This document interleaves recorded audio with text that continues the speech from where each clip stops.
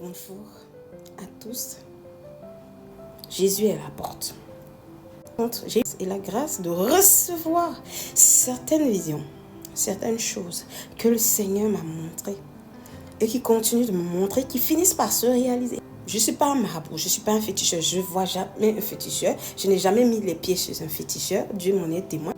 Je suis un enfant de Dieu et ont reçu aussi Dieu dans ma vie et ont prophétisé par lui des choses qui se sont réalisées dans la vie des membres de ma famille, des amis et même dans le monde entier. Mais c'est maintenant que je viens sur les réseaux. Parce qu'avant, je m'amusais.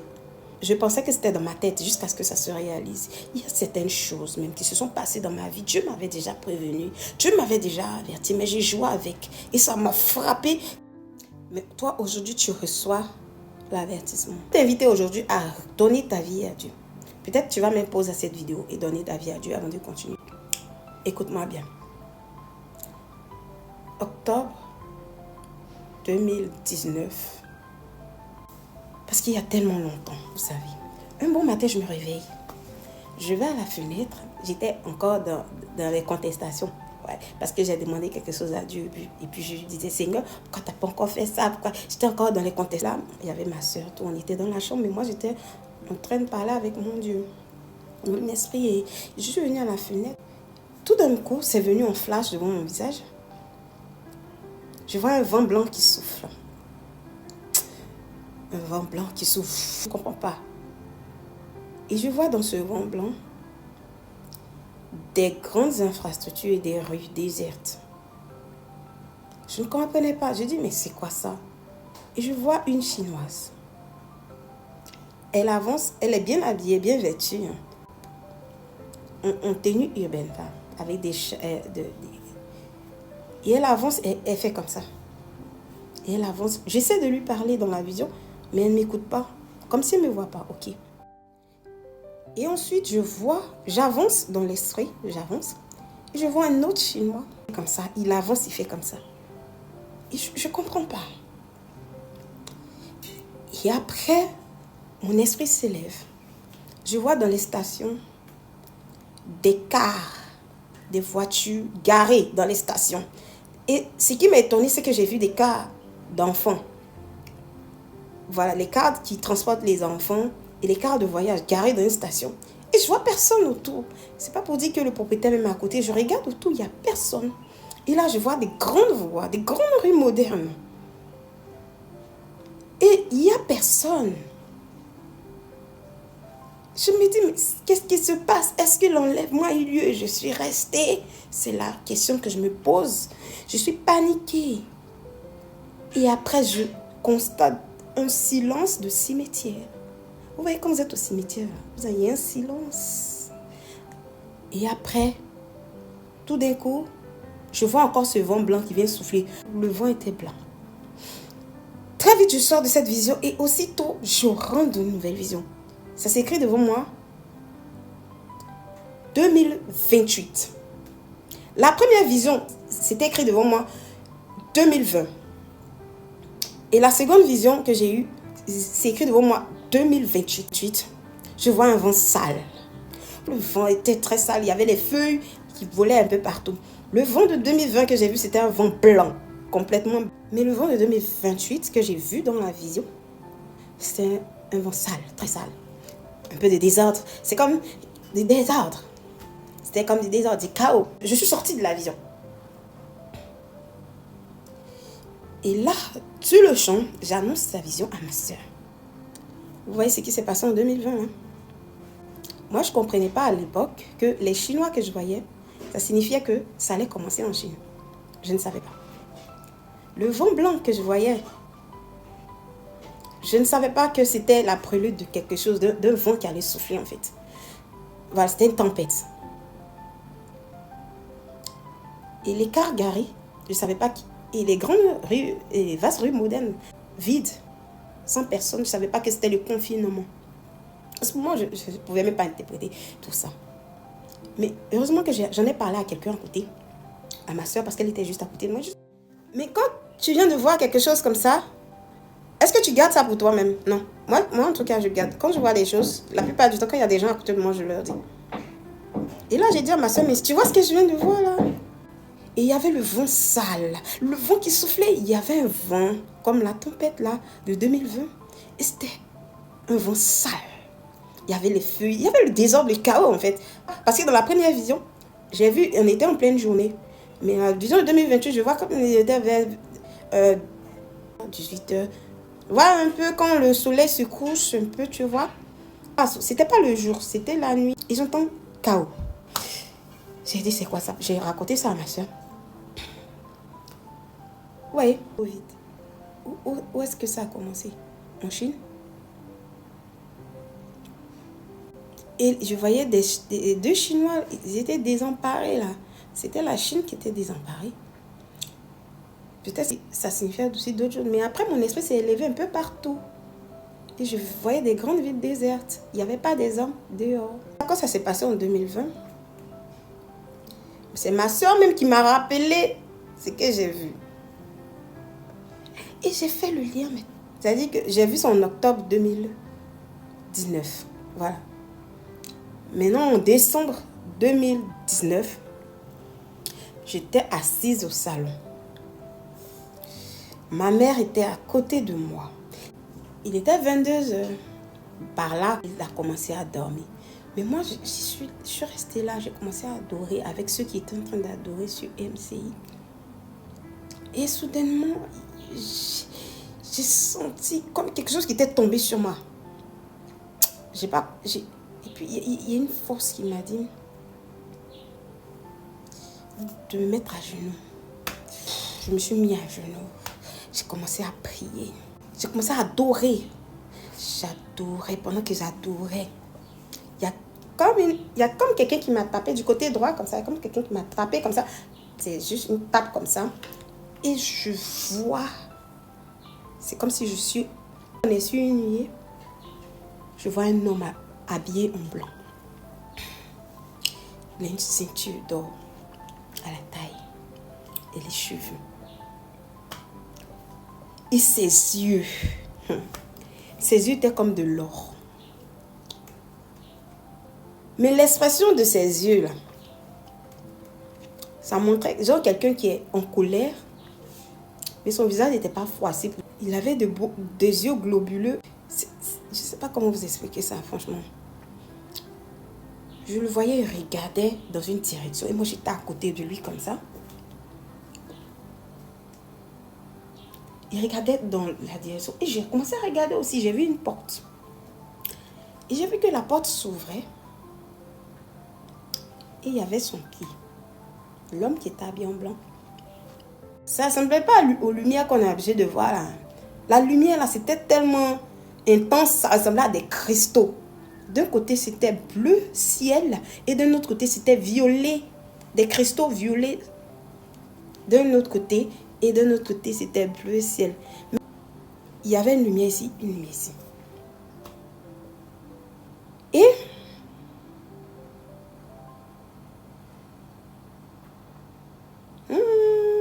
attends. On va aller pour ça. Donc, je voyais, il regarde. Il était sérieux, il regardait. Et j'ai vu une porte devant lui. En bas de la porte, il avançait le pied. C'est comme si avec son pied, il était en train de pousser la porte. Mais ce qui m'a le plus étonné, c'est que la porte, on entrait dans un endroit qui était noir, comme dans une salle de cinéma. Tu vois, c'est noir. On ne rentrait pas dans une pièce, ou bien dans une salle, ou bien dans une maison. Mais on rentrait dans le monde. Et le monde était complètement dans le noir. C'était le noir. Tout était noir. On ne voyait même pas. Donc, il pousse la porte avec son pied pour rentrer dans le monde noir. Il y avait une porte pour entrer dans le monde. Et moi, j'étais à côté de lui, je regardais. Et quand il a commencé à rentrer, je vois des femmes. Elles avaient mis des chapelets, des gros chapelets sur leurs reins comme ça. Des femmes peut-être de la soixantaine, cinquantaine là-bas. Des gros chapelets autour de leurs reins. Et puis elles ont commencé à crier, hey, hey, hey, Jésus est en train d'entrer, Jésus est en train d'entrer. Elles étaient dans le noir. Hein. Le monde était dans le noir, la terre était dans le noir. Et elles ont commencé à crier, hey, hey, Jésus est en train d'entrer. Genre comme si elle veut se réjouir. Et la lumière qui était en elle était une lumière, c'est jaunâtre d'une manière, mais c'était faible. Et après, je vois devant elle d'autres femmes qui étaient assises. Leurs pieds étaient enchaînés. Elle voyait aussi comme ces dames-là, elles auraient voulu se lever, mais elles ne pouvaient pas parce que leurs pieds étaient enchaînés. Elles étaient assises à terre et leurs pieds étaient enchaînés. Elles ne pouvaient rien faire. Et je voyais en elles des lumières qui étaient plus faibles que les premières. C'était faible. Et après, je vois une troisième vision qui m'a vraiment glacée. Je vois des hommes d'affaires. Ils étaient en train de déambuler. Ils étaient bleus. Pour ne pas dire glacial. Tout ce qui est en train de se passer, ils n'entendaient même pas. Ils ne voyaient pas. Tous ces vacarmes que les autres femmes étaient en train de faire. Eux, ils ne voyaient pas. Ils avaient la mallette en tête. Ça veut dire qu'ils étaient complètement dans un autre monde. Ils s'en vont chercher. Ils s'en vont chercher l'argent. Je vois businessman. Et ils s'en vont chercher l'argent. Ils n'avaient pas de lumière en eux. Et en eux, je n'ai pas vu de lumière même du tout. Et là, je dis, mais Seigneur, ça veut dire quoi? Et dans mon esprit, Dieu me disait, insuffisant. Insuffisant. Vous voyez, ces personnes, c'est comme si ce qu'ils donnaient à la miséricorde divine, c'est-à-dire ce qu'ils offraient là, à Dieu, là, c'est insuffisant. C'est comme s'ils ne sont pas dignes d'entrer. C'est un truc comme ça. C'est un truc comme ça que j'ai vu. C'est comme si ce n'est pas suffisant. C'est pas qu'il n'y en a pas, mais ce n'est pas suffisant. Je m'en vais dans ma chambre, je m'en vais me coucher. Je dis, ok Seigneur, si c'est vraiment toi qui m'as mis cette vision et que tu veux que je la partage, si c'est vraiment toi qui m'as donné cette vision, fais encore la même chose que je vois. Ça n'a même pas duré des jours. Je partais me coucher environ à la même heure. Je vais me coucher, au moment où je m'apprête à me coucher, une voix qui me dit de me mettre à genoux. Je me mets à genoux. La même chose, je vois l'être en blanc. Mais cette fois-ci, son pied avait avancé. C'est-à-dire que son pied n'était pas resté où c'était premièrement quand il poussait la porte avec son pied. Que son pied avance. Plus son pied avance, ça pousse la porte, ça s'ouvre. Et j'ai vu la même scène se reproduire devant moi. Les femmes qui étaient là en train de crier. Il y avait des gens. J'ai vu la même scène exactement. Mais à l'époque, je n'avais pas vraiment un suivi. Et tout ça, j'ai gardé ça pour moi. Ou bien j'oubliais, ou bien je racontais aux gens comme ça. Après ça, après cette vision, décembre 2019, et on a vu en 2020 ce qui s'est passé en 2020. Il était en train de me montrer que le monde était dans les ténèbres et qu'il était en train d'entrer. Et le fait, chaque jour qui passait, son pied avançait un peu plus. C'est comme ça que j'arrive à interpréter la chose. Voilà. Parce qu'il n'y avait pas que des femmes dans la vision, il y avait aussi des hommes. Ok? Et c'était pour avertir les gens qui étaient à côté de moi. C'était pour avertir. Mais moi, en fait, vous savez, il y a eu plusieurs personnes qui allaient mourir. Ça, là, c'est une parenthèse. Quand je vois que la personne va mourir. Moi, il me dit non, c'est dans ma tête. Mais les gens sont morts après. Ça me fait tellement mal. Parce que j'aurais pu aider les gens. Avec mon papa, on était à Yopougon et il y avait une cour. On vendait des yaourts là-bas. Je suis allée acheter du yaourt. Et quand je sortais, il y a une voix qui me dit, regarde à côté. Je regarde, je vois un homme, un vieux. Il était assis sur le fauteuil. Puis il y a une voix qui me dit, va lui dire qu'il va mourir bientôt. Va lui prêcher la parole. Moi, ma taille ici, il est rentré dans la maison des gens comme ça. Et puis à l'époque, mais il n'était pas convaincu. Tu comprends? Je n'étais pas convaincue. C'est-à-dire que c'est quelqu'un... Moi, il me dit que non, c'est de ma tête, c'est de ma tête. C'est pas vraiment ça. C'est de ma tête, c'est de ma tête. Faut pas y être parti faire pour me botter là. Ou bien, je ne sais pas quand on me prend pour une folle ou bien un truc comme ça. Il dit, non, il n'a pas eu le courage. Je suis rentrée, je suis partie à la maison. Quelques jours après, il passe devant la porte. Ils sont pleurés. Le vieux est mort. Le vieux est mort. Il a dit, hé Seigneur. J'ai un regard que les gens ils ont souvent quand ils vont bientôt mourir. Et je remarque ce même regard-là à chaque fois sur les personnes qui vont bientôt mourir. Et ce regard-là, il était... En tout cas, les gens qui doivent bientôt mourir, je remarque ce regard-là. Ils sont figés d'une manière. Bon, bref, je ne sais pas comment il va vous expliquer. Peut-être vous allez penser que pour ceux qui sont spirituels là, je pense qu'ils vont comprendre. C'est pour ça qu'il ne veut pas parler de mes choses. Parce qu'il a venu parler là. Vous avez dit que non, c'est là, il exagère. Moi-même, je suis plus truc que vous-même. Voilà. Je me suis dit que c'était dans ma tête et les gens sont morts. Les gens sont morts. Ce n'est pas une seule personne. Moi, mais il y avait une de mes camarades, mes soeurs en Christ. Elle était à l'église avec moi. Elle venait de se marier, tout. Elle a enfanté. Mais avant qu'elle tombe enceinte, qu'elle enfante, c'était une des personnes qui m'encourageait même à venir dans ma nouvelle communauté. Bref. Et quand je l'ai vue, un jour elle était en train de vendre ses trucs. Je l'ai vue, j'ai dit, ce regard-là. J'avais déjà vu ça. Je voyais le même truc. Quand quelqu'un va mourir là. Le même regard. Je dis, elle me parlait de Dieu. Je dis, bon, peut-être Dieu va lui parler aussi. Je ne sais pas, Dieu va la protéger. Maintenant, moi-même là, il faut comprendre que je n'étais pas convaincue d'avoir ce don. Est-ce que vous comprenez? Tu peux avoir un don, tu ne sais pas. Et quelques temps après, ça n'a pas duré années. On m'annonce qu'elle est décédée. Un jour même, j'étais assise même là, à la maison. Je reçois que non, il y a une de tes connaissances qui va mourir bientôt.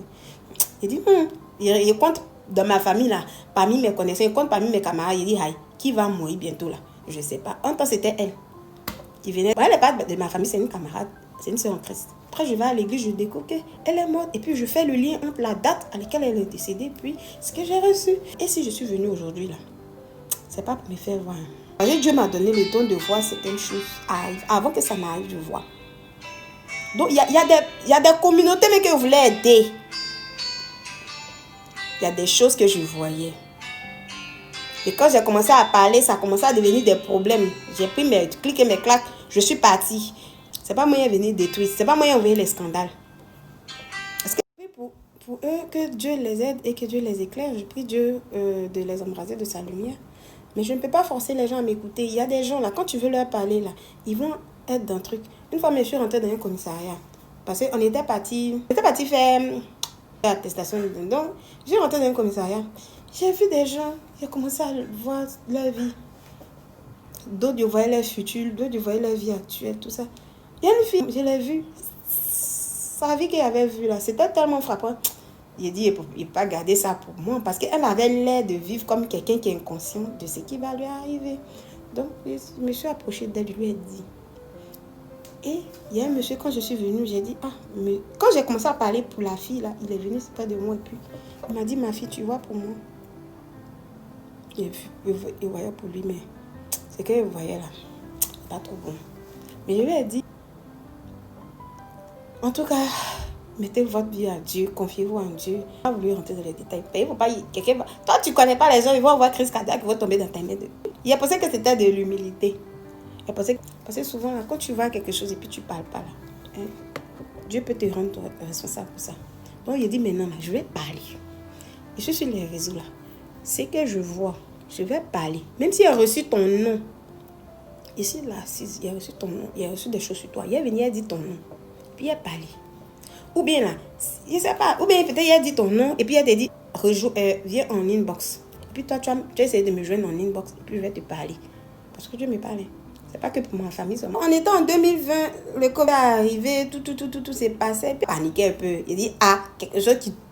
Et tu vois qui m'a dit, prends une offrande, va faire une action pour ma famille. Bon, ça nous a pas atteint. Et puis, un jour, j'étais là. J'étais à la maison. J'étais dans la chambre. Dieu est en train de me révéler quelque chose. Il y a un chien qui est rentré dans la maison. Je ne sais pas si le chien, il était rentré, c'était à cause de moi, ou bien c'était pour me distraire. Mais Dieu est en train de me parler. Mais il est rentré dans la maison, il ne voulait pas sortir. Quel que soit ce qu'on faisait, il était dans le salon. Et moi, j'étais dans la chambre, j'ai senti ça, que vraiment, il y a quelqu'un qui est entré dans la maison. Parce que le chien, ce n'était pas un chien normal. Et moi, je suis restée dans ma chambre, je ne suis pas sortie. Vous voyez, c'est qu'il était là pour me distraire. Ce que j'ai reçu, c'est que mon Dieu m'a dit, j'ai dit, Seigneur, et le coup, c'est comment? J'ai tenté de prier en esprit. Puis j'ai entendu ma fille, ne t'inquiète pas pour le Covid. De la même manière que c'est venu là, soit réparti. Mais inquiète-toi pour l'après-Covid. L'inflation, la famine, la guerre, la peste. Inquiète-toi de ces choses. J'avais une assurance intérieure, mais j'étais quand même inquiète. J'essaie d'être. Il y a quelque chose en train de se passer. Tu n'es pas inquiet là. Tu as prié comment? Tu vas te mettre à l'abri comment? De temps en temps, Dieu nous laisse être inquiets et pour nous permettre de nous mettre à l'abri. Mais j'avais une assurance à l'intérieur qu'il n'allait rien m'arriver. Mais il fallait que je prie quand même. Je ne banalise pas les choses. Je ne banalise pas les choses qui arrivent. Tout ce qui se passe. Ça m'intéresse en fait. Ça ne me fatigue pas. Il y a des gens, ils ne sont pas là dans les détails. Ils n'ont pas le temps pour ça. Mais moi, je suis dans les détails. Oui, je suis dans les détails. Parce que quand une église est petite, je te retrouve dans des situations que toi-même, tu n'aurais pas souhaité. Donc, écoutez-moi bien. J'ai eu une autre vision en 2020. On mangeait au kiosque et puis soudainement, mon esprit s'est élevé. Je suis arrivée dans un endroit, je voyais des maisons. Spirituellement, je voyais des maisons. Je voyais des maisons. Et j'ai vu notre maison, j'ai vu d'autres maisons qui étaient alignées dans le quartier. Bon, bref. Parce que l'esprit part d'une manière d'une... Et soudainement, c'était comme si c'était 19h par là, tu vois. Et j'ai vu... dans les maisons, il y avait de la lumière artificielle. Et soudainement, les lumières artificielles ont commencé à s'éteindre. Et puis ça s'étendait.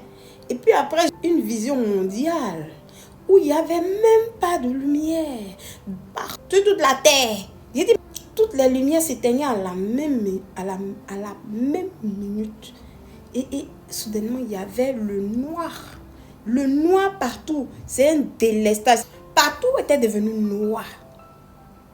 C'est pas que en Côte d'Ivoire seulement, c'est pas que partout, dans tout le monde entier. Je voyais des endroits avec des buildings, des trucs. Ils étaient tous dans le noir. Nous tous, on était dans le noir. Un délestage universel. Et je vois maintenant dans les maisons les flambeaux. C'est comme des bougies. Il y a des maisons où la bougie là... Parce que les ténèbres étaient tellement épaisses que la bougie même là, dans chaque maison, il émanait de lumière faible pour certains, un peu plus vigoureuse pour d'autres, mais c'était des lumières faibles en général. Et là, je dis, mais Seigneur, ça c'est quoi ça encore? Bien sûr que ça va bientôt arriver. Ça va bientôt arriver. Et quand je suis là, je vois un esprit d'inondation. Partout. C'est pas que dans un seul endroit. Dans le monde, il y aura beaucoup d'inondations. C'est-à-dire que tu entends... On dit il y a quelque chose qui s'est passé à la télé. Tu viens, on dit c'est inondation. Tu viens, tu vois, on dit que c'est inondation. Inondation, inondation. Il y aura beaucoup d'inondations. La situation va devenir très difficile à avoir. Et en 2027, je vois les robots dans les rues. Les robots dans les rues. Ça veut dire que peut-être ils ont déjà commencé à créer leurs robots, mais moi je vois ça en 2027. Il y a la technologie qui va s'avancer, évoluer d'une manière. Donc,